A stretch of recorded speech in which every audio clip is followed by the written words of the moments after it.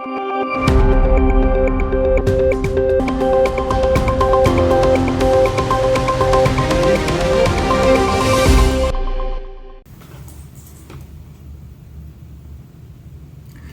is David Goldman, Asia Times Deputy Editor, speaking to you on the evening of May 4th from New York City.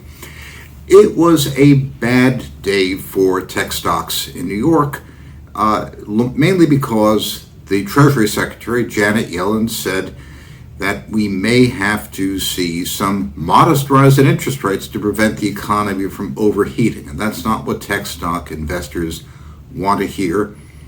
As we pointed out many times, there's a nearly perfect correspondence between the level of the NASDAQ index and the level of so-called real interest rates. That's the yield on inflation-indexed U.S. Treasury securities, and that relationship has been absolutely lockstep for the past year. So any increase in interest rates would be very ugly for the stock market, but there's always parts of the stock market that benefit from higher rates. Why should rates go up? Well, obviously, inflation is going up. We were inflation hawks before inflation was cool. Now everybody's talking about how terrible inflation is going to be. And of course, if you think that the value of your coupon payments on a bond are going to depreciate in real terms, you'll want a higher yield, particularly going out in the future. So as inflation expectations rise, yields go up.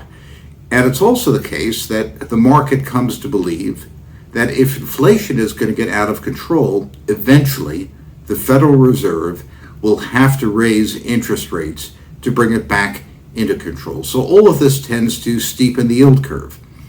As we see in the chart of the day, there is one part of the market which does reasonably well when the yield curve steepens, and that is bank stocks. Why do banks like a steeper yield curve? Well, a steeper yield curve simply means that longer maturities pay more than short maturities.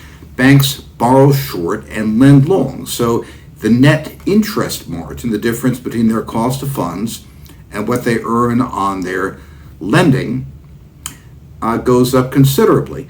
And there's another twist to this.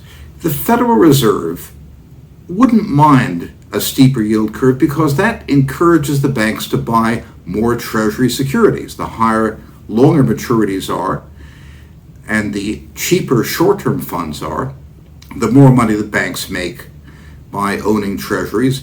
So as the curve steepened over the past year, U.S. banks bought about $1 trillion in Treasuries. Sounds like a lot until you remember that the Federal Reserve itself bought $4 trillion in Treasuries. But we expect this game to go on for some time, and that banks are likely to be one of the beneficiaries of higher inflation. Another example would be the major integrated oil companies. So as inflation hedges, one among many things you can do, bank stocks, like oil stocks, are probable beneficiaries of the inflationary environment and will outperform tech over the next period ahead.